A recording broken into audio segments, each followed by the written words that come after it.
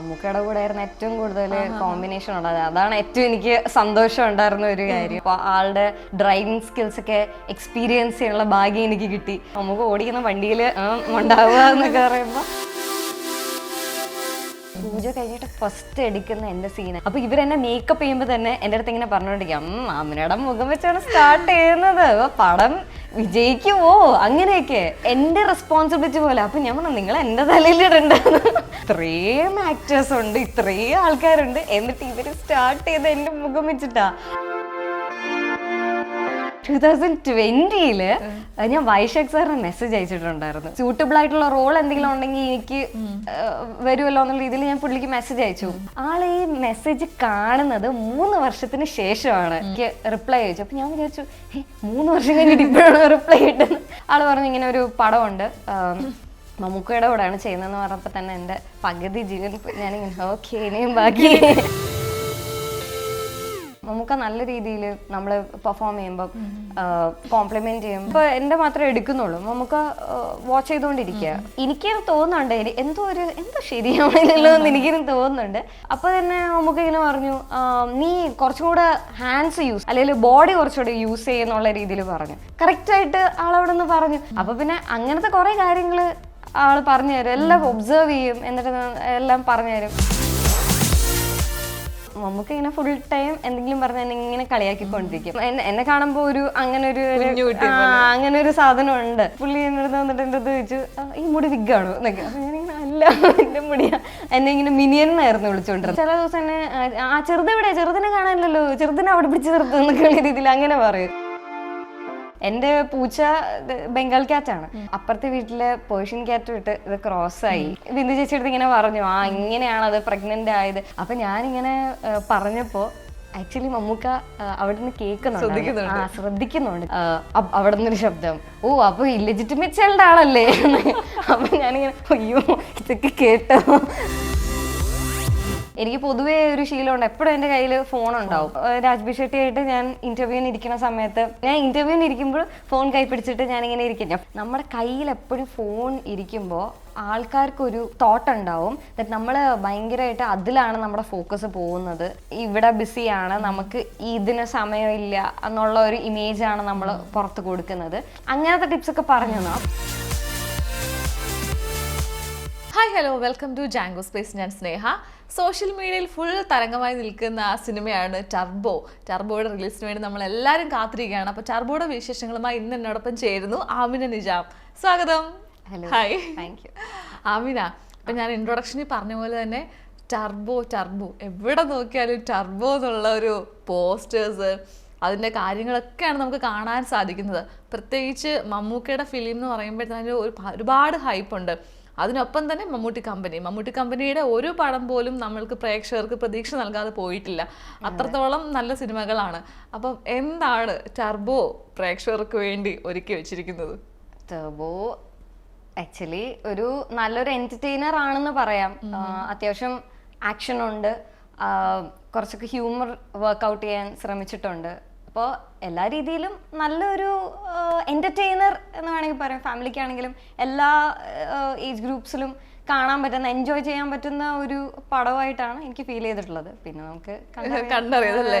എനിക്കതിപ്പോ പുറത്തിറങ്ങുമ്പോൾ ഫുൾ ആമിനയോട് കാണുന്നവരും പോകുന്നവരും എല്ലാം ചോദിക്കുന്ന ടർബോയുടെ വിശേഷങ്ങൾ തന്നെ ആയിരിക്കും. പിന്നെ അത് ഓബ്വിയസ് ആണല്ലോ. എപ്പൊ എവിടെ നോക്കിയാലും ഇപ്പൊ ഫ്രണ്ട്സ് ആണെങ്കിലും അവര് ചോദിക്കുന്നത് ശരിക്കും എങ്ങനെയാണ് ഇത് സംഭവം, അടിപൊളിയാവോ, ശരിക്കും നമ്മൾ ട്രെയിലറിൽ കണ്ടുപോലെ തന്നെ ഉണ്ടോ, അങ്ങനെയൊക്കെ ഇങ്ങനെ ചോദിക്കുന്നുണ്ട്. എല്ലാരും എക്സൈറ്റഡ് ആണ്, എല്ലാരും മോസ്റ്റ് വെയിറ്റഡ് ആയിട്ടുള്ള ഒരു പടമാണല്ലോ. അപ്പൊ ഇപ്പൊ പുറത്തൊക്കെ ഇറങ്ങുമ്പോഴത്തേന് മെയിൻ ആയിട്ട് ഫേസ് ചെയ്യുന്ന കുറച്ച് ക്വസ്റ്റ്യൻസ് കാണുമല്ലോ. ഇപ്പൊ ടർബോയിൽ അഭിനയിച്ചത് കൊണ്ട് കുറച്ച് ക്വസ്റ്റ്യൻസ് നമ്മൾ ഫേസ് ചെയ്യേണ്ടി വരും. അങ്ങനെ മെയിനായിട്ട് ഫേസ് ചെയ്യുന്ന ക്വസ്റ്റ്യൻസ് എന്തൊക്കെയാണ്? മെയിനായിട്ട് ഫേസ് ചെയ്തത് ഇത് തന്നെയാണ്. മെയിൻ ഇപ്പോൾ ട്രെയിലർ ഇറങ്ങിയപ്പോൾ ഭയങ്കര ഒരു ഇമ്പാക്റ്റ് ആണ് ഉണ്ടായിട്ടുള്ളത്. എല്ലാവർക്കും ട്രെയിലർ ഭയങ്കര ഒരു ഇത് മറ്റേ എക്സ്പെക്ടേഷൻ കൂട്ടി, എക്സ്പെക്ടേഷൻ ലെവൽസ്. അപ്പൊ അത് കാരണം എല്ലാവരും ചോദിച്ച ട്രെയിലറിൽ കാണുന്ന അത്രയും ആ ഒരു ഇത് നമുക്ക് കിട്ടുമോ, ആ ഒരു ഇതാണ് ഏറ്റവും കോമൺ ആയിട്ട് ചെയ്യുന്ന ഒരു ക്വസ്റ്റ്യൻ. പിന്നെ വേറെ എന്താ, ഇത് തന്നെയാണ് പടത്തിന്റെ കാര്യം, ഇത് തന്നെയാണ് മെയിൻ ആയിട്ട് ചോദിക്കുന്നത് എന്താണ്, പിന്നെ പടത്തിന്റെ കണ്ടന്റ് എന്താണ് എന്നുള്ള രീതിയിൽ. പിന്നെ എൻ്റെ അടുത്ത് ചോദിക്കുന്നത് എന്താ, എന്റെ ക്യാരക്ടർ എന്താണ്, അത് ഓബ്വിയസ്ലി അവരിങ്ങനെ ചോദിക്കും എന്താണ്. ബിക്കോസ് മമ്മൂക്കയുടെ കൂടെ നിൽക്കുന്നത് കാണുമ്പോഴാണെങ്കിൽ മമ്മൂക്കയുടെ മോളാണോ കുറച്ച് ചോദിച്ചു, മമ്മൂക്കയുടെ അനിയത്തിയാണോ എന്ന് കുറച്ചൊരു ചോദിച്ചു. അപ്പോൾ അത് ആക്ച്വലി ക്യാരക്ടർ നെയിം എന്ന് പറയുന്നത് നിരഞ്ജനയാണ്. പിന്നെ ഇത് കൂടുതൽ ഡീറ്റെയിൽസ് നമ്മൾ എവിടെയും പറഞ്ഞിട്ടില്ല. ഈ മുന്നേ ഉള്ള ഇന്റർവ്യൂലാണെങ്കിലും നമുക്കത് കൊടുക്കാനുള്ള പെർമിഷൻ ഇല്ലാത്തതാണ്. പിന്നെ എൻ്റെ അടുത്ത് ചോദിച്ചത് അഞ്ജന മമ്മൂക്കയുടെ നായികയാണോ, ഇതൊക്കെയാണ് മെയിൻ ക്വസ്റ്റ്യൻസ് വന്നിട്ടുള്ളത്. ഓക്കെ, അപ്പൊ നമുക്ക് ഈ ക്വസ്റ്റ്യൻസ് മറ്റേ ഫിൽറ്റർ ചെയ്തിട്ട് ഓരോന്നോരോന്നായിട്ട് ചോദിക്കാം. ഓക്കെ, അപ്പം നിരഞ്ജന എന്നുള്ള ക്യാരക്ടർ ആണെന്ന് നമ്മൾ പറഞ്ഞു. അപ്പം ഞാനും ചോദിക്കുകയാണ്, നിരഞ്ജന എന്നുള്ള ക്യാരക്ടർ ആരാണ്? മമ്മൂക്കയുടെ മകളാണോ, സഹോദരിയാണോ? അങ്ങനെയാണെങ്കിൽ ഞാൻ പടം മൊത്തം പറഞ്ഞാ പോരെ. അങ്ങനല്ല, ആക്ച്വലി നമ്മളടുത്ത് പറഞ്ഞിട്ടുണ്ട് ക്യാരക്ടറിന്റെ കാര്യങ്ങളാണെങ്കിലും കൂടുതൽ പുറത്ത് പറയണ്ടാന്ന്. അപ്പൊ അത് കാരണമാണ് ഷെയർ ചെയ്ത് തരുന്നത്. അത് കാരണം തന്നെ എല്ലാരും അത് ഇങ്ങനെ ചോദിച്ചുകൊണ്ടിരിക്കുന്നുണ്ട്. ഓക്കെ, അപ്പൊ ആ നിരഞ്ജന ഒരു സസ്പെൻസ് ഫാക്ടർ ആയിട്ട് അവിടെ ഇരിക്കട്ടെ. എങ്ങനെയുണ്ടായിരുന്നു ഷൂട്ടിംഗ് ഒക്കെ? കാരണം ഇത്രയും വലിയൊരു ബിഗ് എം ആണല്ലേ മമ്മൂക്ക. അപ്പൊ മമ്മൂക്കയുടെ ഒപ്പം ഉള്ള കോമ്പിനേഷൻ സീൻസ് ഒക്കെ ഉണ്ടായിരുന്നോ? കോമ്പിനേഷൻ മമ്മൂക്കയുടെ കൂടെ ആയിരുന്നു ഏറ്റവും കൂടുതൽ കോമ്പിനേഷൻ ഉള്ളത്. അതാണ് ഏറ്റവും എനിക്ക് സന്തോഷം ഉണ്ടായിരുന്ന ഒരു കാര്യം. അപ്പൊ ചേസിലൊക്കെ ആണെങ്കിലും ഏറെക്കുറെ അപ്പോൾ ഞാൻ കൂടെ ഉണ്ടായിരുന്നു. അപ്പോൾ ആളുടെ ഡ്രൈവിംഗ് സ്കിൽസ് ഒക്കെ എക്സ്പീരിയൻസ് ചെയ്യാനുള്ള ഭാഗ്യം എനിക്ക് കിട്ടി. ഞാൻ കേട്ടിട്ടുണ്ട് മമ്മൂക്കയുടെ ഡ്രൈവിംഗ് സ്കിൽസ് ഭയങ്കര അടിപൊളിയാണ് എന്നൊക്കെ ഞാൻ കേട്ടിട്ടുണ്ട്. പക്ഷെ അത് എക്സ്പീരിയൻസ് ചെയ്യാൻ പറ്റുക, നമുക്ക് ഓടിക്കുന്ന വണ്ടിയിൽ ഉണ്ടാവുക എന്നൊക്കെ പറയുമ്പോൾ അത് എനിക്ക് ശരിക്കും എക്സ്പീരിയൻസ് ചെയ്യാൻ പറ്റും. ഏകദേശം എത്ര മാസം, എനിക്ക് തോന്നുന്ന 4 മാസം പടത്തിന്റെ ഷൂട്ട് നടന്നു. 4 months അങ്ങനെ തന്നെ ആയിരുന്നു. അതെ അതെ. അപ്പൊ നല്ലൊരു എക്സ്പീരിയൻസ് ആയിരുന്നു. ഒരു ന്യൂ കമർ എന്ന നിലയിൽ ഒരുപാട് എന്താ പറഞ്ഞു ഭാഗ്യമാണല്ലേ മമ്മൂക്കൊപ്പം ഒരു സ്ക്രീൻ പങ്കിടുക എന്ന് പറയുമ്പോഴത്തേക്കിന്. അപ്പോൾ ഈ ഫസ്റ്റ് ഷോട്ടൊക്കെ മമ്മൂക്കൊപ്പം തന്നെയായിരുന്നു ആദ്യത്തെ ഒരു ഷോട്ട് എന്നൊക്കെ പറയുമ്പോൾ? ഇല്ല, എൻ്റെ ഫസ്റ്റ് ഷോട്ട് അങ്ങനെ അല്ലായിരുന്നു. ശരിക്കും പറഞ്ഞിട്ടുണ്ടെങ്കിൽ പടത്തത് ഫുൾ പടമില്ലേ, ഫുൾ പടം തുടങ്ങിയത് എൻ്റെ ഷോട്ട് ഞാൻ മാത്രമുള്ള ഇത് വെച്ചിട്ടാണ്. പക്ഷെ പൂജ കഴിഞ്ഞതിന് ശേഷം, പടത്തിന്റെ പൂജ നടന്നത് കോയമ്പത്തൂരിലാണ്. അപ്പൊ കോയമ്പത്തൂർ ഷെഡ്യൂള് ആയിരുന്നു, അത് വെച്ചായിരുന്നു സ്റ്റാർട്ട് ചെയ്തത്. പൂജ കഴിഞ്ഞിട്ട് ഫസ്റ്റ് എടുക്കുന്ന എന്റെ സീനാണ്. ഞാൻ സ്കൂട്ടർ ഓടിച്ചുകൊണ്ട് വരണം, ഐ ഓൺ എ കോൾ. എന്നിട്ട് അപ്പൊ ഞാൻ കോള് സംസാരിക്കണം, ഡയലോഗ്സ് പറയണം, വണ്ടി ഓടിക്കണം, സൈഡിലെല്ലാം നോക്കണം. പിന്നെ അതിന്റെ ഇടയ്ക്ക് പാസിങ് അവര് തന്നെ വിടും. പിന്നെ ഞാൻ സൈഡാക്കണം, കറക്റ്റ് പോയിന്റിൽ എത്തണം. അപ്പൊ ഇത് ഫുൾ ഫസ്റ്റ് ഇത് സ്റ്റാർട്ട് ചെയ്തിട്ടുള്ള എൻ്റെ മുഖം വെച്ചിട്ടാണ്. അപ്പൊ ഇവരെന്നെ മേക്കപ്പ് ചെയ്യുമ്പോൾ തന്നെ എൻ്റെ അടുത്ത് ഇങ്ങനെ പറഞ്ഞുകൊണ്ടിരിക്കും, അമ്മയുടെ മുഖം വെച്ചാണ് സ്റ്റാർട്ട് ചെയ്യുന്നത്, പടം വിജയിക്കുമോ അങ്ങനെയൊക്കെ.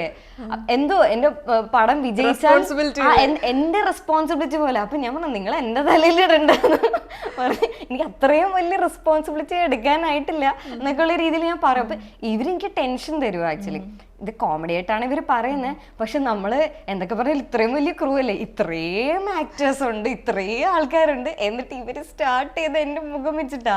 അപ്പം എന്തോ അറിഞ്ഞോണ്ടോ അറിയാതോ നമ്മള് ഒരു സംഭവം വരത്തില്ലേ, നമ്മളെന്തോ റെസ്പോൺസിബിൾ ആണ്. പിന്നെ കൂടെ ഉള്ളവർ ഇങ്ങനെ പറയുമ്പോൾ നമുക്ക് സ്വാഭാവികമായിട്ട് നമ്മളിങ്ങനെ ചിന്തിച്ചു, അയ്യോ ഇനിയിപ്പോൾ എന്തെങ്കിലും നമ്മൾ തെറ്റിച്ചിട്ടുണ്ടെങ്കിൽ അത് സീനാവും എന്നുള്ള രീതിയിൽ നമ്മൾ ഭയങ്കര കോൺഷ്യസ് ആവും. ഞാൻ ആ പ്രഷർ ഫുൾ എൻ്റെ തലയിൽ വെച്ചിട്ടാണ് ഞാൻ സീൻ ചെയ്തത്. അപ്പോഴാണെങ്കിൽ പോലും എനിക്ക് മൊത്തത്തിൽ സ്ക്രിപ്റ്റ് എനിക്ക് 2 ദിവസം മുന്നേ കിട്ടിയിട്ടേ ഉള്ളൂ സ്റ്റാർട്ട് ചെയ്യണതിന്. അപ്പം ഞാൻ ഫുൾ വായിച്ച് തീർന്നിട്ടില്ലായിരുന്നു കോമഡി.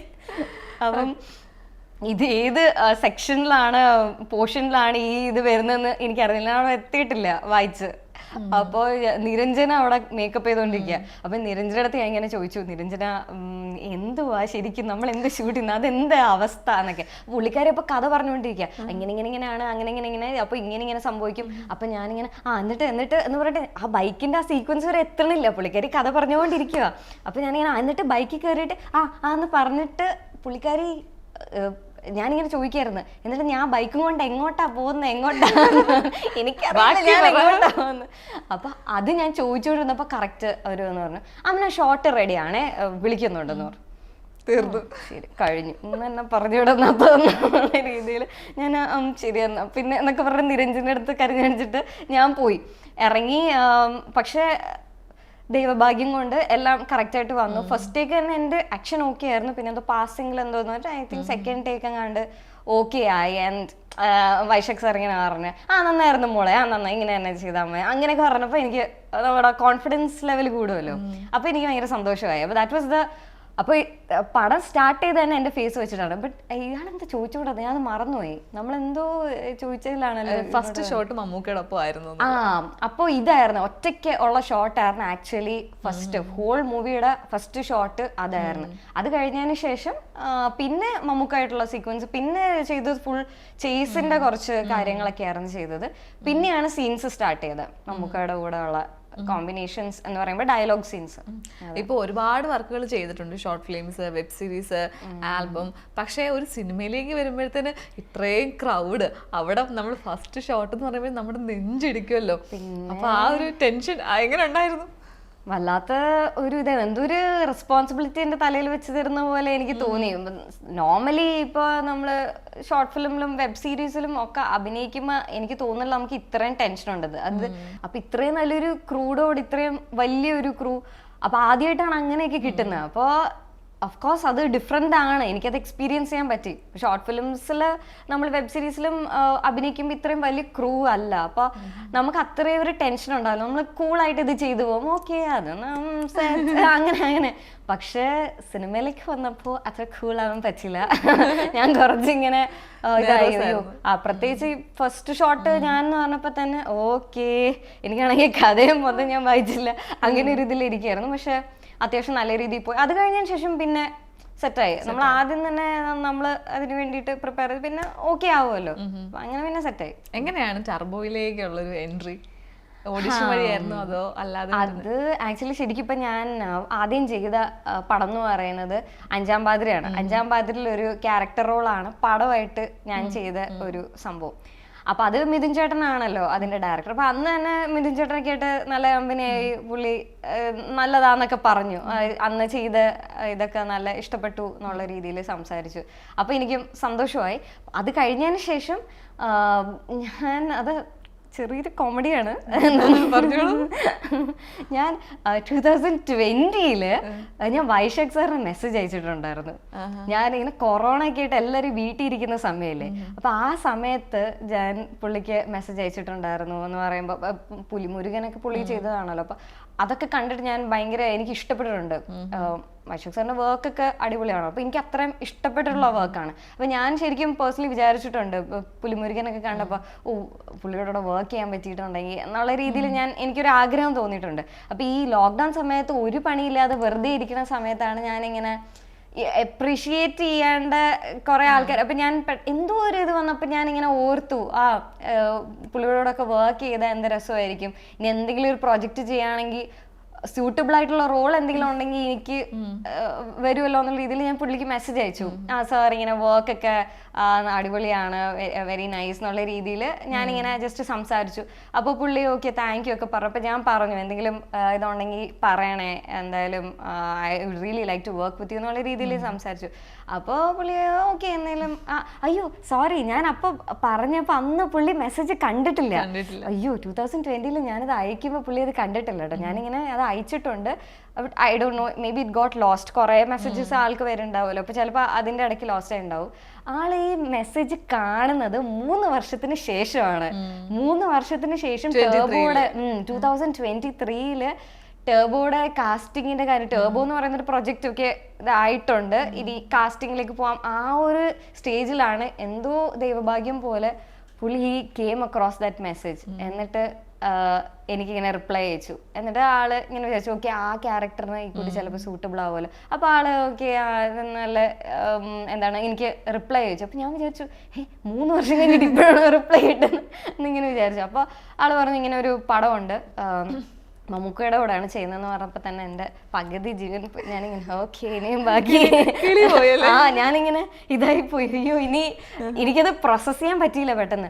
അപ്പോൾ ആള് പറഞ്ഞു ഇങ്ങനെ മമ്മൂക്കയുടെ കൂടെയാണ്, ഇങ്ങനെ ഒരു ക്യാരക്ടറാണ് എന്നുള്ള രീതിയിൽ പറഞ്ഞു. അപ്പോൾ ഞാനിങ്ങനെ ഓക്കെ ഓക്കെ ഓക്കെ എന്ത് ക്യാരക്ടറാണെങ്കിൽ കുഴപ്പമില്ല എന്നൊക്കെയുള്ള രീതിയിൽ ഞാനിങ്ങനെ പറഞ്ഞു. അപ്പം ആള് നേരിട്ട് എന്നെ കണ്ടിട്ടില്ല, ജസ്റ്റ് ഈ മെസ്സേജ് ചെയ്തിട്ടില്ലല്ലോ. അപ്പോൾ എൻ്റെ അടുത്ത് പറഞ്ഞു എന്തായാലും നമുക്കൊരു ലുക്ക് ടെസ്റ്റ് പോലെ നടത്തേണ്ടി വരും, നമുക്ക് നോക്കാം, എന്തായാലും നോക്കാം, നേരിട്ട് കണ്ടിട്ട് നോക്കാം എന്നുള്ള രീതിയിൽ സംസാരിച്ചിട്ട് പിന്നെ മിഥുൻ ചേട്ടൻ്റെ അടുത്ത് ഇങ്ങനെ ഷെയർ ചെയ്തു, ഇങ്ങനെ ഈ കാസ്റ്റിന് ഈ ഒരു കുട്ടീനെ നമ്മൾ നോക്കുന്നുണ്ട്, ഓക്കെ ആണോന്ന് അറിയില്ല, ഞാൻ കണ്ടിട്ടില്ല എന്ന് പറഞ്ഞു.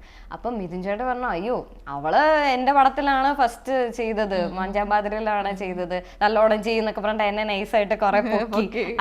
അപ്പം അപ്പോൾ ഓൾസോ ലൈക്ക് ഓക്കെ ശരി, അങ്ങനെ നിനക്ക് നല്ല കോൺഫിഡൻസ് ഉണ്ടെന്നുണ്ടെങ്കിൽ കുഴപ്പമില്ല, എന്നാൽ ജസ്റ്റ് നമുക്കൊന്ന് മീറ്റ് ചെയ്യാന്ന് പറയുമ്പോൾ അപ്പം തന്നെ എന്നെ വിളിച്ചു, നീ എവിടെയാന്ന് പറഞ്ഞു മിഥുൻ ചേട്ടൻ വിളിച്ചു. അപ്പം ഞാൻ പറഞ്ഞു ഞാനൊരു ഫ്ലാറ്റിൽ ഒരു പണിയില്ലാതിരിപ്പുണ്ട് എന്ന് പറഞ്ഞു. അപ്പോൾ പുള്ളി പറഞ്ഞു ആണോ, എന്നാൽ നീ ഇങ്ങോട്ട് വാ, എന്നിട്ട് ജസ്റ്റ് വൈശാഖനെ ഒന്ന് മീറ്റ് ചെയ്യും, ഇവിടെ ഞങ്ങൾ രണ്ടും ഇവിടെ തന്നെ ഉണ്ട്, അപ്പോൾ ജസ്റ്റ് കണ്ടിട്ട് നമുക്കതൊന്ന് വേണമെങ്കിൽ ഫിക്സ് ചെയ്യാം, നോക്കാം അതിൻ്റെ കാര്യം എന്ന് പറഞ്ഞു.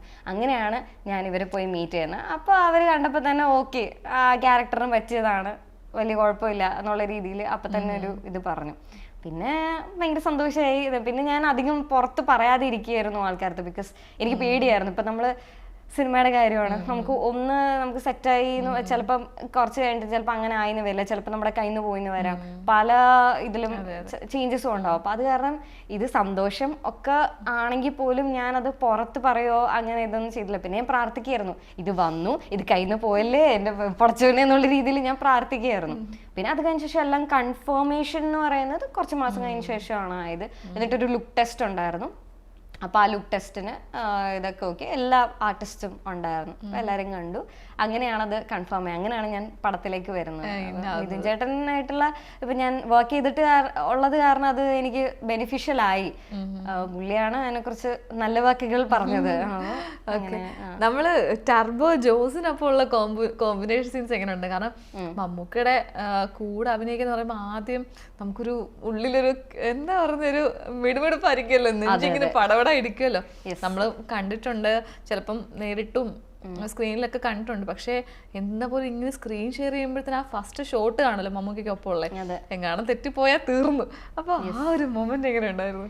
അത് ഞാനത് മാക്സിമം പ്രിപ്പയർ ചെയ്ത് വെക്കാൻ നോക്കി എന്ന് പറയുമ്പോൾ ഡയലോഗ്സ് കഴിയുന്നതും എൻ്റെ ഭാഗത്തുനിന്ന് കയ്യിൽ നിന്ന് പോവാതെ എല്ലാ രീതിയിലും ഇനി എങ്ങാനും കയ്യിൽ നിന്ന് പോയാലും മാനേജ് ചെയ്യാൻ പറ്റുന്ന രീതിയിൽ അങ്ങനെയൊക്കെ ആക്കി വെച്ചിട്ടുണ്ടായിരുന്നു. ബിക്കോസ് ഞാനത് ആലോചിച്ചു, എന്തെങ്കിലും വിട്ടുപോലെ അങ്ങനെ ഒരു സിറ്റുവേഷൻ എനിക്ക് ഹാൻഡിൽ ചെയ്യാൻ പറ്റണം, അത് നമ്മൾ മുൻകൂട്ടി ചിന്തിക്കും. ഞാൻ ഭയങ്കര ഓവർ തിങ്കറാണ്. അപ്പം ഞാൻ എല്ലാം ഇതിൽ പറ്റാവുന്ന എല്ലാ മോശമായിട്ടുള്ള സിറ്റുവേഷൻസ് ഞാൻ ആലോചിച്ചിട്ട് അതിന് പ്രിപ്പയർ ചെയ്തിട്ടാണ് ഞാൻ പോയി ആളുടെ കൂടെയുള്ള സീക്വൻസ് ചെയ്തത്. അപ്പം അത് കാരണം എനിക്ക് അത്ര മോശമായില്ല, ബിക്കോസ് ഏറെക്കുറെ ഐ വാസ് പ്രിപ്പയർഡ്.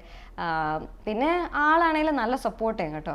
നമുക്ക് നല്ല രീതിയിൽ നമ്മൾ പെർഫോം ചെയ്യുമ്പോൾ കോംപ്ലിമെന്റ് ചെയ്യും, നമ്മളെ എന്തെങ്കിലും ഇതുണ്ടെങ്കിൽ നമുക്ക് പറഞ്ഞു തരും, ഓക്കെ ഇങ്ങനെ ചെയ്താൽ കുറച്ചുകൂടെ നല്ലതായിരിക്കും, അങ്ങനെയൊക്കെ പറയാറുണ്ട്. ഇപ്പം എൻ്റെ ഒരു സീൻ ഉണ്ടായിരുന്നു, ഒരു സീനിൽ ഞാനിങ്ങനെ ഇങ്ങനെ ഇത് പറഞ്ഞുകൊണ്ട് ആക്ച്വലി ഞാൻ കുറച്ച് ദേഷ്യപ്പെട്ട പോലെ എന്തോ ഒരു അങ്ങനത്തെ ഒരു ഇമോഷനാണ്, എന്തായാലും ഹാപ്പി വൈബ്സ് അല്ല, ഒരു കുറച്ച് അങ്ങനെ സീരിയസ് ആയിട്ടുള്ള സിറ്റുവേഷനിൽ ഇങ്ങനെ കുറച്ച് കാര്യങ്ങൾ ഇങ്ങനെ പറഞ്ഞുകൊണ്ടിരിക്കുക. അപ്പം ആ ഡയലോഗ്സ് ശരിക്കും ഞാൻ മാത്രമേ അപ്പോൾ എൻ്റെ മാത്രമേ എടുക്കുന്നുള്ളൂ, നമുക്ക് വാച്ച് ചെയ്തുകൊണ്ടിരിക്കുക, ഷൂട്ട് ഇങ്ങനെ പെർഫോം ചെയ്യുന്ന കണ്ടുകൊണ്ടിരിക്കുക. അപ്പം ഞാനിത് പറയുന്നുണ്ട്, പക്ഷെ എനിക്കത് തോന്നുന്നുണ്ട് എന്തോ ശരിയാണല്ലോ എന്ന് എനിക്കിത് തോന്നുന്നുണ്ട്. പക്ഷെ എന്താണെന്ന് എനിക്ക് മനസ്സിലാവുന്നില്ല, ഡയലോഗ് കറക്റ്റായിട്ടാണ് പറയുന്നത്, പക്ഷെ എന്തെങ്കിലും എനിക്ക് കൂടുതൽ ചെയ്യാൻ പറ്റുമോ അങ്ങനെ ഒരു ഡൗട്ടിലായിരുന്നു. പക്ഷെ ഞാനത് ചെയ്തു. അപ്പോൾ തന്നെ നമുക്ക് ഇങ്ങനെ പറഞ്ഞു, നീ കുറച്ചും കൂടെ ഹാൻഡ്സ് യൂസ് ചെയ്ത്, നിന്റെ ഹാൻഡ്സ് യൂസ് ചെയ്ത് അല്ലെങ്കിൽ ബോഡി കുറച്ചുകൂടെ യൂസ് ചെയ്യുന്നുള്ള രീതിയിൽ പറഞ്ഞു. അപ്പോഴെനിക്ക് മനസ്സിലായി, ഞാൻ പൊതുവേ I use a lot of my hands and my body when I talk. അപ്പൊ ആ ഡയലോഗ് പറഞ്ഞ സമയത്ത് ഞാൻ കുറച്ച് സ്റ്റില്ലായി നിൽക്കണ പോലെ ഒരു ഇതുണ്ടായിരുന്നു. അപ്പൊ അതാണ് എനിക്കൊരു മിസ്റ്റേക്ക് അടിച്ചത്, എന്തൊരു കുഴപ്പമുണ്ടല്ലോ കറക്റ്റായിട്ട് ആളവിടെ നിന്ന് പറഞ്ഞു. അപ്പൊ ഞാൻ ശരിയാ, എന്നിട്ട് ഞാൻ അങ്ങനെ ചെയ്തപ്പോഴത്തേക്കും കറക്റ്റായി. അപ്പൊ പിന്നെ അങ്ങനത്തെ കുറെ കാര്യങ്ങള് ആള് പറഞ്ഞു തരും, എല്ലാം ഒബ്സർവ് ചെയ്യും, എന്നിട്ട് എല്ലാം പറഞ്ഞു തരും. പിന്നെ അതുപോലെ തമാശയും പറയും. എന്നെ ഫുൾ കളിയാക്കുന്നതായിരുന്നു പണി. ബിക്കോസ് സെറ്റിൽ ഏറ്റവും ഞാൻ ബാക്കിയുള്ള എല്ലാം സീനിയർ ആർട്ടിസ്റ്റ് ആണ്, എല്ലാം എക്സ്പീരിയൻസ് ഉള്ള ആൾക്കാരാണ്. ഞാൻ മാത്രമേ എനിക്ക് തോന്നുള്ളൂ ബിഗിനറായിട്ട് അവിടെ ഉള്ളൂ, ഏറ്റവും ചെറുത്. അപ്പം ഇവർക്ക് എന്നെ കാണുമ്പോൾ അങ്ങനെ ഒരു സാധനം ഉണ്ട്. അപ്പം നമുക്ക് ഇങ്ങനെ ഫുൾ ടൈം എന്തെങ്കിലും പറഞ്ഞാൽ ഇങ്ങനെ കളിയാക്കിക്കൊണ്ടിരിക്കും. ആദ്യത്തെ ദിവസം തന്നെ എൻ്റെ അടുത്ത് ഇങ്ങനെ വന്നിട്ട് അതിലെ ലുക്ക് വേറെയാണ്, എൻ്റെ ഹെയർ കളേർഡാണ്. പിന്നെ ആദ്യത്തെ ദിവസം തന്നെ മിനിയന്റെ പോലത്തെ ഒരു ഡ്രസ്സൊക്കെ ഇട്ടിട്ടായിരുന്നു ഞാൻ നിൽക്കുക, ഒരു ഡങ്കറീസ് ആയിരുന്നു ഞാൻ ഇട്ടുകൊണ്ടിരുന്നത്. ആ ഡ്രസ്സ് കുറച്ച് ഇങ്ങനെ പിങ്ക് കളർ ടോപ്പും ഒരു ഡാർക്ക് ബ്ലൂ ഡംഗ്രീസ്, അങ്ങനെ ഡാർക്ക് ബ്ലൂ ബ്ലാക്ക് അങ്ങനെ ഒരു ഡംഗ്രീസ്. അപ്പൊ അത് കാണുമ്പോ തന്നെ നമുക്കിങ്ങനെ ഓൾറെഡി കുഞ്ഞ് അങ്ങനെ അതിന്റെ കൂടെ ഇങ്ങനെ ഒരു സംഭവം വരുമ്പോഴത്തേക്ക് ഇങ്ങനെ പുള്ളി എൻ്റെ അടുത്ത് വന്നിട്ട് എൻ്റെ അടുത്ത് ചോദിച്ചു ഈ മുടി വിഗാണോ എന്നൊക്കെ. അപ്പൊ ഞാനിങ്ങനെ അല്ല എൻ്റെ മുടിയാ എന്നുള്ള രീതിയിൽ ഞാൻ ഇങ്ങനെ പറഞ്ഞു. അപ്പൊ എന്നെ ഇങ്ങനെ മിനിയൻ എന്നായിരുന്നു വിളിച്ചുകൊണ്ടിരുന്നത്. അന്നത്തെ ദിവസം എന്നെ മിനിയൻ എന്ന് വിളിച്ചു. അത് കഴിഞ്ഞതിന് ശേഷം പിന്നെ ഓരോ ദിവസം ഓരോ പേരാ. ചില ദിവസം തന്നെ ചെറുതെവിടെ, ചെറുതിനെ കാണാനില്ലല്ലോ, ചെറുതിനെ അവിടെ പിടിച്ച് നിർത്തും എന്നൊക്കെയുള്ള രീതിയിൽ അങ്ങനെ പറയും. പിന്നെ ഞാനിപ്പോൾ ഫ്രെയിമിലില്ലെങ്കിലും എനിക്ക് ആത്മാർത്ഥത കൂടുതലായത് കാരണം പിന്നെ ഞാൻ ഭയങ്കര എന്താ പറയുക കോൺഷ്യസ് ആണ്. ബിക്കോസ് ബാക്കിയുള്ള എല്ലാവരും ഭയങ്കര എക്സ്പീരിയൻസ് ആയിട്ടുള്ള ആർട്ടിസ്റ്റ് ആണ്. ഞാൻ മാത്രം എൻ്റെ സൈഡിൽ നിന്ന് ഒരു ഇത് വരരുത് എന്നുള്ള രീതിയിൽ എൻ്റെ സൈഡിൽ അവിടെ ക്യാമറ ഇല്ലെങ്കിൽ പോലും, ഞാൻ ഫ്രെയിമിൽ ഇല്ലെങ്കിൽ പോലും ഞാൻ അങ്ങ് അഭിനയിച്ച് തകർക്കും. എന്ന് പറയുമ്പോൾ ഞാൻ ഓവർ എല്ലാം ഇനി കുറഞ്ഞു എന്ന് പറഞ്ഞാൽ വേണ്ടല്ലോ, നല്ല രീതിയിൽ ഇപ്പം ഞാൻ ഇതിലില്ലെങ്കിലും ഞാൻ കഴിയുന്നതും ചെയ്യാൻ നോക്കും. അപ്പോൾ ഒരു ദിവസം നമുക്ക് അതും പറഞ്ഞ് കളിയാക്കി.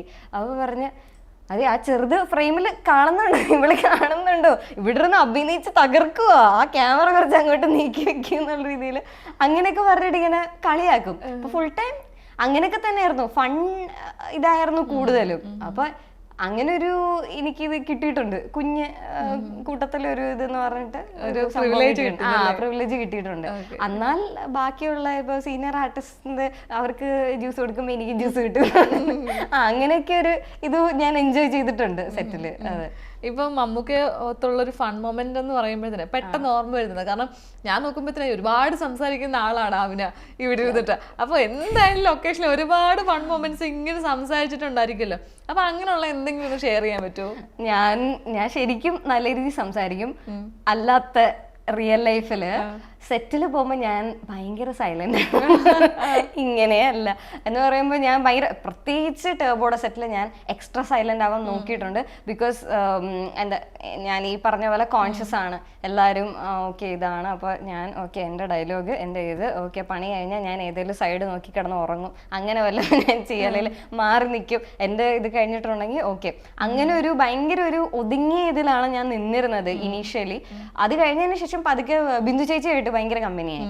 എനിക്കും ബിന്ദു ചേച്ചിക്കും ഒരുപാട് കോമ്പിനേഷനും ഉണ്ട്. അപ്പം ഞങ്ങള് ഫുൾ സംസാരിച്ച് പിന്നെ എൻ്റെ ഗ്രാൻഡ് മദറായിട്ട് ഞാൻ ഭയങ്കര അറ്റാച്ച്ഡ് ആണ്. അപ്പൊ എനിക്ക് എവിടേക്കോ എൻ്റെ ഗ്രാൻഡ് മദറിന്റെ വൈബ്സ് ഭയങ്കരമായിട്ട് അടിക്കാറുണ്ട്. ഇങ്ങനെ കാണാനൊക്കെ ആണെങ്കിലും കുറച്ച് ഇങ്ങനെ ചബ്ബിയാണ് എൻ്റെ ഗ്രാൻഡ് മദർ. അപ്പൊ എനിക്ക് എവിടേക്കോ ഒരു ഇത് തോന്നാറുണ്ട്. അപ്പൊ ആൾക്കാണെങ്കിലും എന്നെ ഭയങ്കര കാര്യമാണ്, ഇഷ്ടമാ.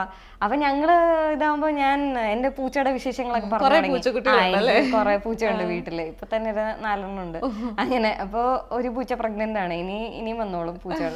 അപ്പൊ അതിന്റെ കുറെ എനിക്ക് വിശേഷങ്ങൾ ഉണ്ടാവും പറയാൻ. അപ്പൊ ഞാൻ സെറ്റിൽ വന്നിട്ടുണ്ടെങ്കിൽ ബിന്ദു ചേച്ചിനെ എൻ്റെ അടുത്ത് ഇങ്ങനെ ഇതിന്റെ ഒരു പൂച്ച അവിടെ പോയി, പൂച്ച ഇവിടെ പോയി, അങ്ങനെ ഇങ്ങനെ ഈ കാര്യങ്ങളൊക്കെ ഞാൻ പറഞ്ഞുകൊണ്ടിരിക്കും. അപ്പൊ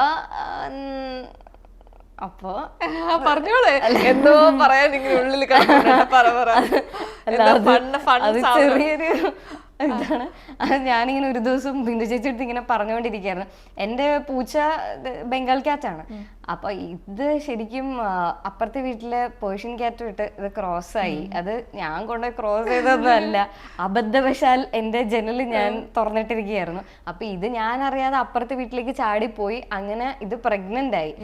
അങ്ങനെയാണ്, അല്ലാതെ ഞാൻ പുറത്തേക്ക് വിട്ടിട്ടില്ല എന്ന് എനിക്ക് ഉറപ്പുണ്ട്. അപ്പൊ ഇത് പ്രഗ്നന്റ് ആയപ്പോ എനിക്ക് മനസ്സിലായി ഓക്കെ അന്നത് ഈ ജനൽ വഴി പോയതിന്റെ ആയിരിക്കും എന്നുള്ള രീതിയിൽ എനിക്കൊരു ഐഡിയ ഉണ്ടായിരുന്നു. അപ്പൊ തന്നെ എനിക്ക് മനസ്സിലായി ഓക്കെ ഇതാണ്. അത് കഴിഞ്ഞ ശേഷം ഈ കുട്ടി ജനിച്ചു. അങ്ങനെ കുട്ടി ജനിച്ചപ്പോഴത്തേക്കും അപ്പൊ ഇതിന്റെ വിശേഷം ഞാനിങ്ങനെ പറഞ്ഞുകൊണ്ടിരിക്കുകയായിരുന്നു. അപ്പൊ ഞാനിങ്ങനെ ബിന്ദു ചേച്ചി അടുത്ത് ഇങ്ങനെ പറഞ്ഞു, ഇങ്ങനെയാണ് അത് പ്രഗ്നന്റ് ആയത്, അങ്ങനെ അത് ഫസ്റ്റ് ഒറ്റ കുട്ടിയെ ജനിച്ചുള്ളൂ, പേർഷ്യനുമായിട്ടുള്ള ക്രോസാ, അത് ക്യൂട്ടാ, ഭയങ്കര കുഞ്ഞായിരിക്കുമ്പോ തന്നെ ഇങ്ങനെ നല്ല ഫെറൊക്കെ ഉണ്ട്. ഇപ്പൊ വലുതായപ്പോ വേറെ കേട്ടോ, കോലമൊക്കെ മാറി. പക്ഷെ അന്ന് കുറച്ചും കൂടെ ക്യൂട്ടായിരുന്നു. ജനിച്ച സമയത്ത് ഞാൻ വെച്ച് പേർഷ്യന്റെ ആ രോമവും ഇതൊക്കെ വരുന്നു. പക്ഷെ കുറച്ച് കഴിഞ്ഞപ്പോ മുഖമൊക്കെ നീണ്ട് വേറെ എന്തോ കോലമായി. ഇപ്പൊ ഈ ടീനേജേഴ്സ് ആകുമ്പോഴത്തേക്കും, ചില ടീനേജേഴ്സ് അല്ല, നമ്മളൊരു കുഞ്ഞി ബേബീസ് ഒരു പ്രായം ആകുമ്പോഴത്തേക്കും അവരുടെ പല്ലൊക്കെ പോയി വേറെ പല്ലൊക്കെ വരുമ്പോ വേറൊരു കോലം ആവത്തില്ലേ, അങ്ങനെയാണ് ഇപ്പൊ എന്റെ പൂച്ച. അത് ഭയങ്കര ക്യൂട്ടായിരുന്നത്, ഇപ്പൊ വേറെന്തോ കോലമായി അത്. അങ്ങനെ ഒരു ഇതാണ്. അപ്പൊ ഞാൻ ഇതിന്റെ വിശേഷം പറഞ്ഞുകൊണ്ടിരിക്കുകയായിരുന്നേ. അപ്പൊ ഞാനിങ്ങനെ പറഞ്ഞപ്പോ ആക്ച്വലി മമ്മൂക്ക അവിടെ നിന്ന് കേൾക്കുന്നുണ്ട്, ശ്രദ്ധിക്കുന്നുണ്ട്. ഞാനത് ശ്രദ്ധിക്കുന്നില്ല. അപ്പൊ ഞാൻ ബിന്ദു ചേച്ചി എടുത്ത് ഇങ്ങനെ, എന്നിട്ട് ഞാൻ ഫോട്ടോ കാണിക്കുന്നുണ്ട്. അപ്പുറത്തെ വീട്ടിലെ പൂച്ചയുടെ ഫോട്ടോ എൻ്റെ അടുത്തുണ്ട്, പേർഷ്യന്റെ സാക്ക് എന്നാ പേര്. അപ്പൊ ഞാൻ ഇതാണ് സാക്ക്, അത് അപ്പുറത്തെ വീട്ടിലെ പൂച്ച, ഇതിന്റെ കുട്ടിയാണ് എൻ്റെ ഫസ്റ്റ് ബേബി എന്ന് പറയുമ്പോൾ എൻ്റെ പൂച്ചയുടെ ബേബി എന്നുള്ള രീതിയിൽ ഞാൻ ഇങ്ങനെ പറഞ്ഞുകൊണ്ടിരുന്നപ്പോ അവിടെ നിന്നൊരു ശബ്ദം, ഓ അപ്പൊ ഇല്ലെജിറ്റിമേറ്റ് ചൈൽഡ് ആണല്ലേ. അപ്പൊ ഞാനിങ്ങനെ അയ്യോ ഇതൊക്കെ കേട്ടോ രീതിയിൽ. അപ്പം ഞാൻ പറഞ്ഞു അല്ലല്ല, അപ്പുറത്തെ വീട്ടിലുള്ള അവര് ആക്ച്വലി ഇത് ജനിച്ചപ്പോ വന്നായിരുന്നു, കുട്ടീനെ കാണാൻ വന്നായിരുന്നു എന്ന് പറഞ്ഞു. അപ്പൊ പുള്ളി പറയാം, ഓ അപ്പൊ അപ്പുറത്തെ വീട്ടുകാര് അവര് സ്വീകരിച്ചു, കുട്ടീനെ സ്വീകരിച്ചല്ലേ. അപ്പൊ ഞാൻ അതെ എന്നിട്ട് അവിടെ ചമ്മിയിരുന്നു. അപ്പോൾ അങ്ങനെ പൂച്ചയുടെ വിശേഷമൊക്കെ ഞാൻ പറയുന്ന കാരണം ഒരിടയ്ക്ക് പിന്നെ അങ്ങനെ ഇരിക്കുമ്പോൾ ചിലപ്പോൾ വെറുതെ ഞാൻ അങ്ങോട്ടും ഇങ്ങോട്ട് നടക്കായിരിക്കും. അപ്പോൾ ആളിങ്ങനെ മ്യാവ് എന്നൊക്കെ വിളിക്കും. അപ്പൊ ഞാനിങ്ങനെ നോക്കും എന്നെയാണോ എന്നുള്ള രീതിയിൽ. അപ്പൊ എന്നെ എനിക്ക് ഉദ്ദേശിക്കുന്നത്. പിന്നെ ഒരിടയ്ക്ക് ഇങ്ങനെ പൂച്ചക്കുട്ടി, പൂച്ച ഇങ്ങനെയൊക്കെ ആയിരുന്നു വിളിച്ചുകൊണ്ടിരുന്നത്. അപ്പൊ ഓരോ സമയത്ത് ഇങ്ങനെ ഓരോ പേരാ. പിന്നെ ഇതൊക്കെ തന്നെ പൂച്ചയുടെ വിശേഷങ്ങളാണ് മെയിനായിട്ട് ഞാൻ സെറ്റിൽ പറയാറ്. വേറെ ഒന്നും എനിക്ക് പറയാനുണ്ടാവാറില്ല. കഴിയുന്നത് ഞാൻ മിണ്ടാതിരിക്കാൻ നോക്കും. സംസാരിച്ച് തുടങ്ങിയിട്ടുണ്ടെങ്കിൽ പിന്നെ കുറെ കാര്യങ്ങൾ ഞാൻ ഇങ്ങനെ കാര്യങ്ങൾ പറഞ്ഞുകൊണ്ടിരിക്കും. പൂച്ചയുടെ ആവുമ്പോൾ എന്തെങ്കിലും ഒന്ന് പൂച്ചയുടെ തുടങ്ങിയിട്ടുണ്ടെങ്കിൽ പിന്നെ എനിക്ക് അവരുടെ ഫുൾ വിശേഷം പറയണം. ഞാൻ ഭയങ്കര പൂച്ച ഒബ്സെസ്ഡ് ആണ്, പ്രത്യേകിച്ച് എന്റെ പൂച്ച ആണെങ്കിൽ പിന്നെ പറയണ്ടല്ലോ. അപ്പൊ അത് കാരണം ഞാൻ വിശേഷമൊക്കെ പറഞ്ഞു വരുമ്പോഴത്തേക്കും നേരം വിളിക്കും. അങ്ങനെ ഒരു ഇതാണ്. ഓക്കെ, ഇപ്പം മമ്മൂക്കയുടെ ഒക്കെ ഉള്ള ഒരു കോമ്പിനേഷൻ പല ഇമോഷൻസ് ആയിരിക്കും. ചിലപ്പം ദേഷ്യപ്പെടാൻ കാണും, അല്ലെങ്കിൽ സങ്കടം, സന്തോഷം, അങ്ങനെ കുറെ ഫീലിങ്സ് ആയിരിക്കുമല്ലോ. ഇതിൽ ഈ ദേഷ്യപ്പെടുന്ന കാര്യമൊക്കെ ഉണ്ടോന്ന് എനിക്ക് അറിയാൻ പാടില്ല, എന്നാലും ഞാൻ ചോദിക്കുകയാണ്, അങ്ങനത്തെ വല്ല ഷോട്ട് ഉണ്ടായിരുന്നോ? ദേഷ്യം ദേഷ്യം ചെറുതായിട്ടൊക്കെ ഉണ്ട്. പക്ഷെ ഈ പറഞ്ഞ പോലെ അത്രയും ആ ഒരു ക്യാരക്ടറിന് അത്രയും ദേഷ്യം ഇതാവുന്ന ഒരു തരം സ്വഭാവം അല്ല. അപ്പൊ അത് കാരണം ഒരു മൈൽഡ് ആയിട്ടുള്ള ഒരു ദേഷ്യം എന്നൊക്കെ വേണമെങ്കിൽ പറയാം. അല്ല അതൊക്കെ എങ്ങനെ മമ്മൂക്കയുടെ മുഖത്ത് നോക്കി നമ്മളത് അല്ല, അത് മമ്മൂക്ക ഉള്ള സീനാണെങ്കിൽ പോലും മമ്മൂക്കയുടെ അടുത്തല്ല ആ ഒരു ഇത് ഇമോഷൻ കാണിക്കുന്നത്, അല്ലെങ്കിൽ അവിടെ അല്ല ആ ഒരു ഫ്രസ്ട്രേഷൻ അല്ലെങ്കിൽ ദേഷ്യം കാണിക്കുന്നത്, കൂടെ ഉള്ള വേറെ ആൾക്കാരാണ്. അപ്പൊ അത് കാരണം അത്രയും പ്രശ്നം എനിക്ക് ഉണ്ടായില്ല. ഓക്കെ, ഇപ്പൊ നമ്മള് മമ്മൂക്കയുടെ കാര്യം എടുത്തു പറയുമ്പോഴത്തേനും മെയിൻലി നമ്മൾ നോക്കുമ്പം ആളുടെ കോസ്റ്റ്യൂം അല്ലേ, ബ്ലാക്ക് ഷർട്ട് അല്ലെങ്കിൽ ആ മുണ്ടൊക്കെ വെച്ചിട്ടുള്ള ഒരു കോസ്റ്റ്യൂമാണ് നമ്മൾ കാണുന്നത്. അപ്പം ഇതിലേക്ക് എനിക്ക് തോന്നുന്നു ഒരുപാട് കോസ്റ്റ്യൂംസിന് നമ്മൾക്ക് പ്രേക്ഷകർ സ്വീകരിക്കുന്ന ഒരുപാട് കോസ്റ്റ്യൂംസ് കാണും. അപ്പൊ കൂടെ അഭിനയിച്ചപ്പം അതൊക്കെ ശ്രദ്ധിച്ചിരുന്നോ? വെറൈറ്റി ആയിട്ടുള്ള കോസ്റ്റ്യൂംസ് ഒക്കെ. ഞാൻ വാച്ച്, ആളുടെ ഷർട്ട് എല്ലാം ഞാൻ ശ്രദ്ധിക്കാറുണ്ട്. എല്ലാം കോസ്റ്റ്യൂംസ്, ഞാൻ ചെരുപ്പ് എല്ലാം ഞാൻ ശ്രദ്ധിക്കും കഴിയുന്നത്. പിന്നെ നല്ല ഒരു എന്താ നമുക്ക് കാണുമ്പോൾ ഇഷ്ടപ്പെടുന്ന രീതിയിലുള്ള, എനിക്ക് പൊതുവെ അങ്ങനത്തെ കളേഴ്സ് ആണെങ്കിലും ഒക്കെ ഭയങ്കര ഇഷ്ടമാണ്. ഇപ്പൊ ബ്ലാക്ക് ആണെങ്കിലും ഡാർക്ക് ബ്ലൂ ആണെങ്കിലും അങ്ങനത്തെ ഇതൊക്കെയായിരുന്നു കൂടുതൽ ഉണ്ടായിരുന്നത്. പിന്നെ നമുക്ക് യൂസ് ചെയ്യുന്ന ആ ഷർട്ട് ഉണ്ടല്ലോ, അതിന്റെ മെറ്റീരിയൽ ആ ഒരു അങ്ങനെ വെൽവെറ്റ് അല്ല, ഒരു വേറെ തന്നെ ഒരു കട്ടിയുള്ള ഒരു വേറെ തന്നെ ഒരു മെറ്റീരിയൽ. അപ്പൊ ആ ബ്ലാക്ക് ഷർട്ടിനാണെങ്കിലും ഡാർക്ക് ബ്ലൂടെ ആണെങ്കിലും എനിക്ക് അതിന്റെ സെയിം ഒരു സാഫ്രൺ, ഒരു ഓറഞ്ച് കളർ അങ്ങനത്തെ ഒക്കെ ഒരു ഇതുണ്ട്. ഞാനത് ഓവർ സൈസ് ഷർട്ടായിട്ട് ഇടാറുണ്ട്. ഇപ്പൊ ഞാൻ കോസ്റ്റ്യൂംസ്, ഞാൻ പാന്റും ഇങ്ങനത്തെ സ്പെഗറ്റി ടോപ്പോ അങ്ങനെ എന്തെങ്കിലും ഇട്ടിട്ട് അതിന്റെ മേളിൽ ഞാൻ ഈ ജാക്കറ്റ് പോലെ ഈ സാധനം ഇടാറുണ്ട്. അപ്പൊ ഞാൻ ഇത് ഷൂട്ടിനൊക്കെ ഒരുപാട് മുന്നേ ഞാൻ റാൻഡമായിട്ട് വാങ്ങിച്ചൊരു സാധനമാണ്. എന്നിട്ട് ഞാൻ ഇതൊക്കെ ഇട്ടിട്ട് ആക്ച്വലി സോഷ്യൽ മീഡിയയിൽ ഫോട്ടോ പോസ്റ്റ് ചെയ്തിട്ടുണ്ട്. അത് കഴിഞ്ഞതിന് ശേഷം ഞാൻ ഷൂട്ടിന് പോയപ്പോൾ ഞാൻ ഈ സെയിം സാധനം കണ്ടപ്പോൾ, വേറെ കളറാണ് പക്ഷെ ഞാൻ കണ്ടപ്പോ എന്റെ അടുത്തുള്ള പോലത്തെ ഷർട്ട്, അതൊക്കെ നമ്മളിങ്ങനെ നോക്കി വെക്കുമല്ലോ എന്റെ അടുത്തുള്ള പോലത്തെ ആണോ അങ്ങനെയൊക്കെ. അപ്പം അതൊക്കെ ഞാൻ നോക്കിയിട്ടുണ്ടായിരുന്നു. അത് എനിക്ക് ഇഷ്ടമുള്ള ഒരു ഇതാണ്. മെറ്റീരിയൽ ആണെങ്കിലും അത് കുറച്ച് സ്റ്റൈലുള്ള സാധനമാണ്, എനിക്ക് ഇഷ്ടമാണ്. ഇപ്പൊ ഇതിനകത്താണെങ്കിലും കുറെ കോസ്റ്റ്യൂമിന്റെ കാര്യം ആദ്യം പറഞ്ഞു, മിനിയൻസിനെ പോലൊക്കെ ഉള്ളത്. ഇപ്പം ആമിനയുടെ കോസ്റ്റ്യൂംസ് ഒക്കെ എങ്ങനെയുണ്ട്? ഭയങ്കര ക്യൂട്ട് കോസ്റ്റ്യൂംസ് ആണ്. എങ്ങനെയാണ് കോസ്റ്റ്യൂംസ്? ഇപ്പൊ ട്രെയിലറിലാണെങ്കിലും ഇപ്പൊ കണ്ടിട്ടുണ്ടെങ്കിൽ ട്രെയിലറിൽ കണ്ടിട്ടുണ്ടെങ്കിൽ ഹൈനെക്ക്, ലോങ് സ്ലീവ്സ്, അങ്ങനത്തെ കുറച്ച് മറ്റേ അങ്ങനത്തെ കോസ്റ്റ്യൂംസ് ആയിരുന്നു. എന്റെ എല്ലാം കുറച്ചൊരു ടോപ്പ് അങ്ങനത്തെ ഒരു ഡംഗ്രീസും ഫുൾ മിക്കവാറും ലോങ് സ്ലീവ്സ് ആണ്. അങ്ങനെ ഒരു ഇതാണ്. പിന്നെ ഹൈനെക്സ് ഉണ്ട്. അങ്ങനത്തെ ഒരു വേറെ തന്നെ അത് പ്രത്യേകം നമ്മൾ ശ്രദ്ധിച്ചിട്ടുണ്ട് കുറച്ച് ഡിഫറെന്റ് ആവാൻ. ബിക്കോസ് ആദ്യം തന്നെ എൻ്റെ അടുത്ത് വൈശാഖ് സാറ് പറഞ്ഞു, ഈ ക്യാരക്ടർ നമുക്ക് എങ്ങനെ കുറച്ച് ഇതാക്കാൻ പറ്റും, നീ ഒന്ന് നോക്ക്, നീ കുറച്ച് റെഫറൻസ് നോക്ക്, ഹെയർ സ്റ്റൈൽ ആണെങ്കിൽ നമുക്ക് എന്ത് ചെയ്യാൻ പറ്റും, നിന്റെ മുടി അത് നീ നോക്കിയിട്ട് പറഞ്ഞു, നിന്റെ മുടിയല്ലേ നിനക്കല്ലേ അറിയുള്ളൂ, അത് എങ്ങനെ ഇതാക്കാൻ പറ്റും, നീ ഒന്ന് നോക്ക്, എന്നിട്ട് എനിക്ക് കുറച്ച് സജഷൻസ് കോസ്റ്റ്യൂംസ് നീ അയച്ചതാ, എന്നിട്ട് ഞാനത് ഡിപ്പാർട്ട്മെന്റുമായിട്ട് സംസാരിച്ചിട്ട് നമുക്ക് ഫൈനലൈസ് ചെയ്യാം എന്ന് പറഞ്ഞു. അപ്പോൾ ഞാനിങ്ങനെ എന്ത് ചെയ്യണം, എന്ത് സ്റ്റൈല് നമുക്ക് ട്രൈ ചെയ്യണം. പിന്നെ ഇത് ആ ക്യാരക്ടർ കുറച്ച് ചെറിയ ക്യാരക്ടറാണല്ലോ, അപ്പം അത് കാരണം ഞാൻ ചോദിച്ചു maybe short hair suit ആവുമായിരിക്കും. അപ്പം ഞാൻ പറഞ്ഞു വൈശാഖ് സാർ നമുക്ക് ഷോർട്ട് ഹെയർ അങ്ങനെ എന്തെങ്കിലും ചെയ്യാം. അപ്പോൾ പറഞ്ഞു ഓക്കെ, നീ പ്രോപ്പറായിട്ടുള്ള റെഫറൻസ് എനിക്ക് അയച്ചതാ, ഞാൻ അവർക്ക് സെൻഡ് ചെയ്ത് കൊടുക്കാൻ പറഞ്ഞു. അപ്പം ഞാൻ ശരിയെന്ന് പറഞ്ഞിട്ട് ഞാൻ കോസ്റ്റ്യൂംസിൻ്റെ ഞാൻ ഇരുന്ന് റിസർച്ച് ചെയ്തു. അപ്പോൾ ഞാനാണ് ആക്ച്വലി കുറച്ച് റെഫറൻസസ് കൊടുത്തത്. അപ്പം പക്ഷേ ഞാൻ കൊടുത്ത റെഫറൻസ് പോലൊക്കെ തന്നെ വന്നിട്ടുണ്ട് കോസ്റ്റ്യൂംസ്.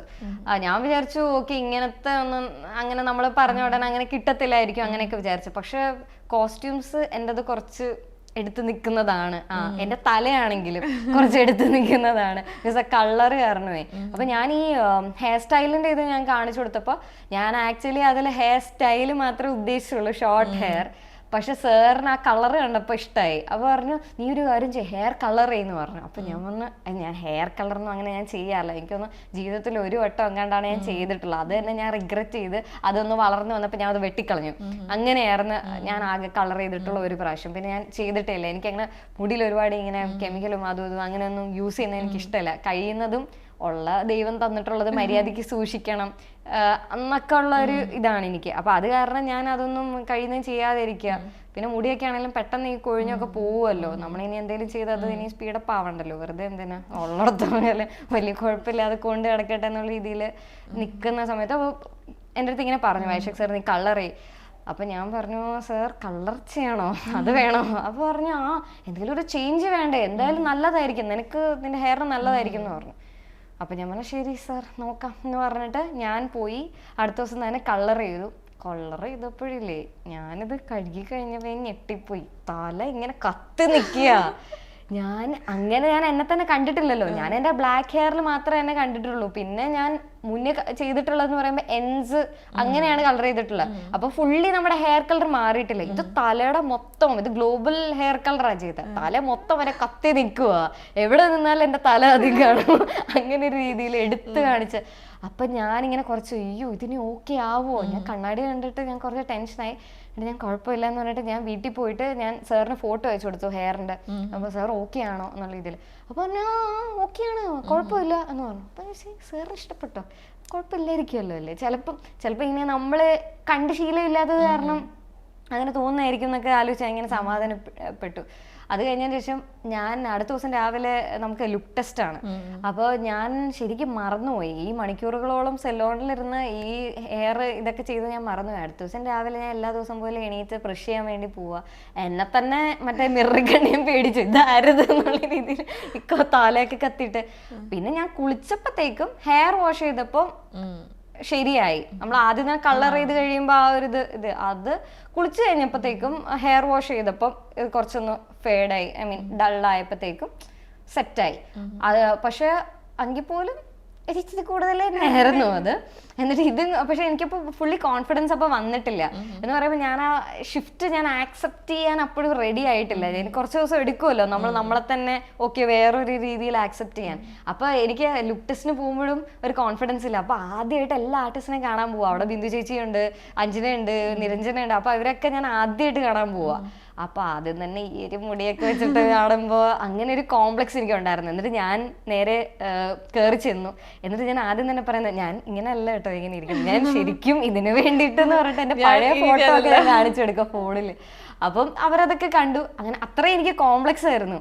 പക്ഷേ ഇത് മേക്കപ്പ് ഒക്കെ ഇട്ട് നോക്കിയപ്പോഴത്തേക്കും കോസ്റ്റ്യൂംസ് ഇട്ടപ്പം സെറ്റായി. ആ ക്യാരക്ടറിന് വേണ്ട ആ ഒരു ലുക്ക് തന്നെയായിരുന്നു കിട്ടിയത്. അപ്പൊ പിന്നെ ഓക്കെ. അപ്പൊ ഞാൻ സാറത്ത് ചോദിച്ചു സാർ ഓക്കെ അല്ലേ, ഒരു കുഴപ്പമില്ല, നീ കോൺഫിഡന്റ് ആയിട്ടിരുന്നോ, ഒരു സീനും ഇല്ല എന്നുള്ള രീതിയിൽ പുള്ളി കുറച്ച് കോൺഫിഡൻസ് വന്നു.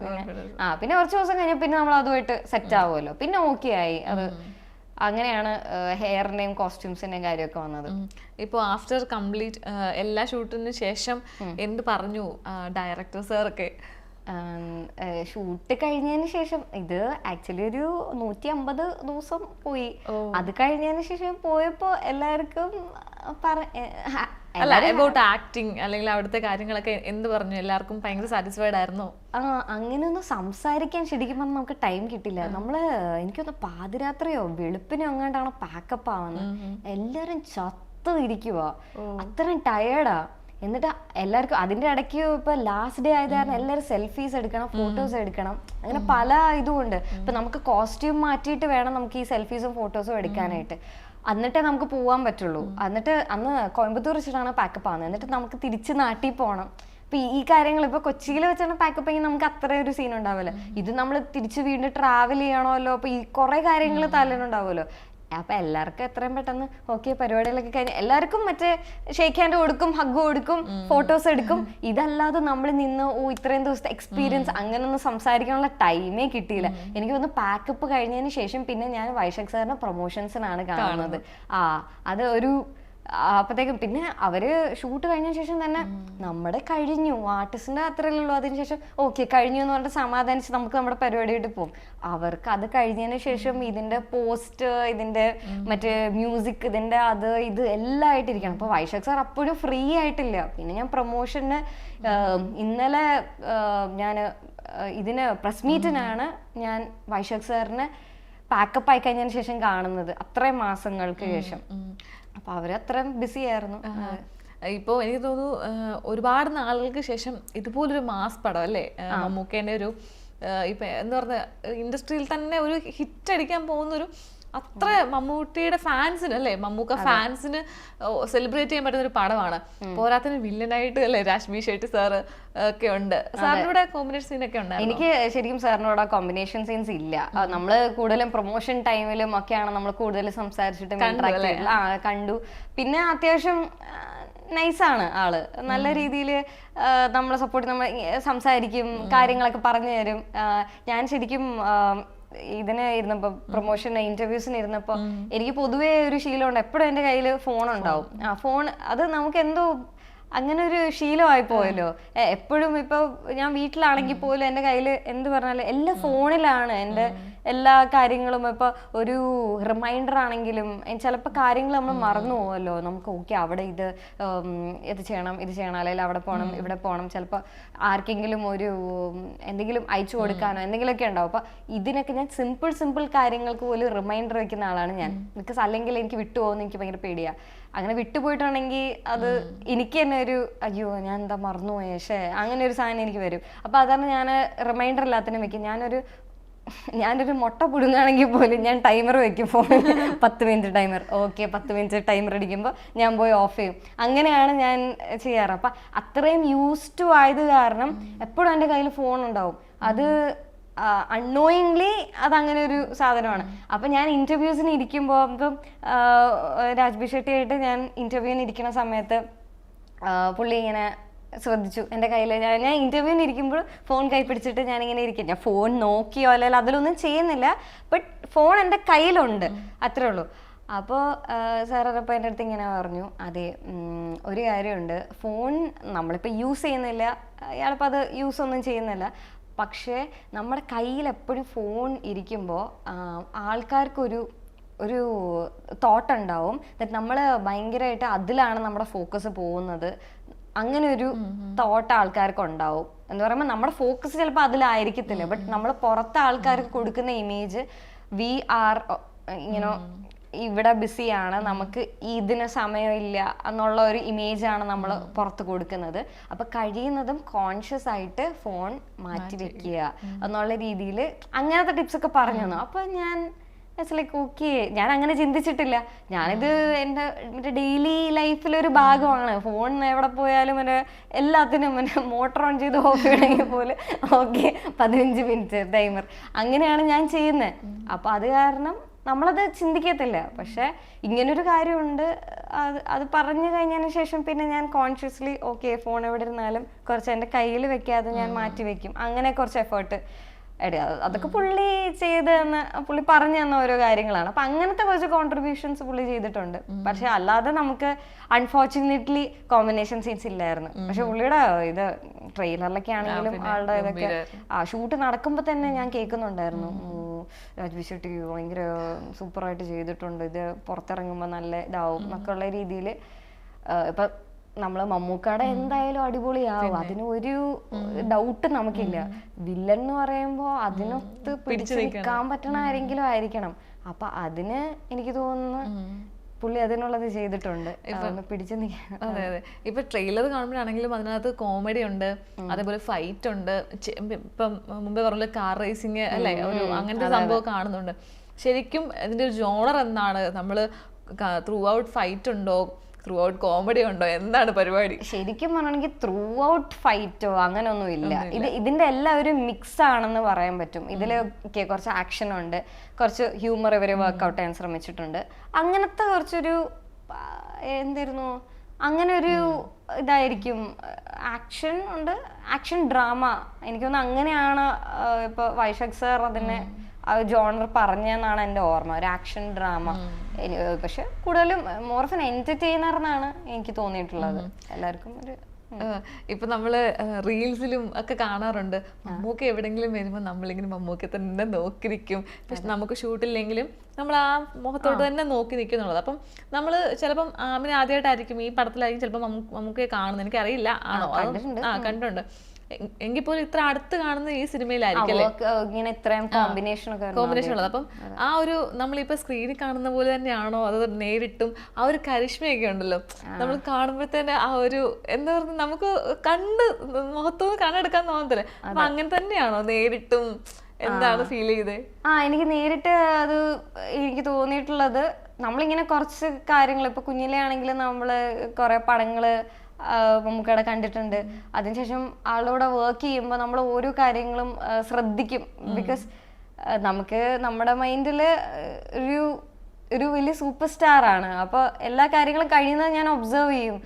മമ്മൂക്ക എങ്ങനെയാ കാര്യങ്ങൾ ചെയ്യുന്നത് എന്താന്നൊക്കെ ഉള്ള രീതിയിൽ കഴിയുന്നതും ഞാൻ ഒബ്സർവ് ചെയ്യാൻ നോക്കിയിട്ടുണ്ട്. പിന്നെ ഒരുപാട് നമ്മളിങ്ങനെ അങ്ങനെ നോക്കിയിരിക്കുമ്പോൾ ആളെന്ന് വിചാരിക്കാം ഇതിനെന്താ എന്തെങ്കിലും കുഴപ്പമുണ്ടോ എന്ന് വിചാരിക്കും. അത് കാരണം ഞാൻ കോൺഷ്യസ് ആയിട്ട് തന്നെ ഒരുപാട് ആളുടെ ഒരു പ്രൈവസിയോ അല്ലെങ്കിൽ അത് റെസ്പെക്ട് ചെയ്തേ ഞാൻ നിന്നിട്ടുള്ളൂ. അപ്പോൾ വർക്ക് ചെയ്യണ സമയത്ത് ഞാൻ നല്ല രീതിയിൽ ആളുടെ പെർഫോമൻസസും എല്ലാം ഞാൻ ശ്രദ്ധിക്കാറുണ്ട്. അപ്പം അതിൽ നിന്ന് എനിക്ക് മനസ്സിലായിട്ടുള്ളത് is a very dedicated actor. എല്ലാ കാര്യങ്ങളും ഒരു ബെസ്റ്റ് പുള്ളി കൊടുക്കും. അങ്ങനെ ഒരു ഇത് തന്നെ. നമ്മൾ ക്വസ്റ്റ്യൻ എന്തായിരുന്നു, നമ്മൾ എവിടേക്കൊക്കെ പോയി, സോറി. നമ്മള് നോക്കി നിൽക്കുന്ന കാര്യം അല്ലേ.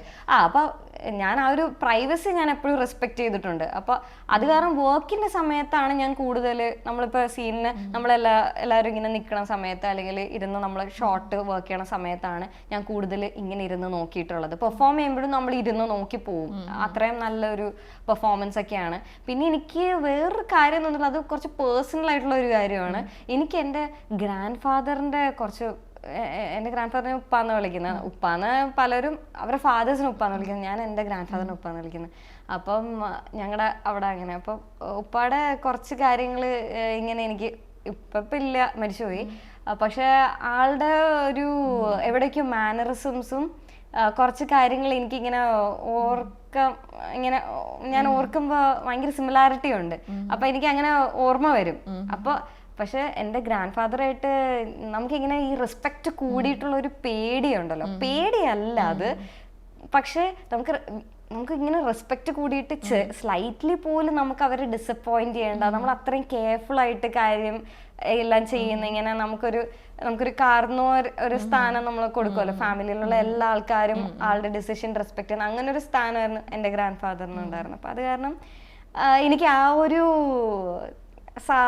സാധനം മമ്മൂക്കയുടെ ആ ഒരു ഇതെന്ന് എനിക്ക് കിട്ടിയിട്ടുണ്ട്. അപ്പൊ എനിക്കിങ്ങനെ ഉപ്പാനെ പോലെ, എന്നിട്ട് ഞാൻ വീട്ടിൽ പോയി പറയും, ഞാൻ എൻ്റെ ഗ്രാൻഡ് മദറിനൊക്കെ വിളിച്ചു, എനിക്ക് ഉപ്പാനെ പോലെ തോന്നി ഇങ്ങനെ ചില കാര്യങ്ങളൊക്കെ. എന്നെ ഈ കളിയാക്കുന്നൊക്കെ ഉണ്ടല്ലോ, എൻ്റെ ഗ്രാൻഡ് ഫാദർ ഇതുപോലെ കളിയാക്കും എന്നെ, ഇങ്ങനെ എന്നെ എന്തായിരുന്നു എന്നെ കുഞ്ഞെലി എന്നൊക്കെ വിളിക്കുമായിരുന്നു എന്നെ.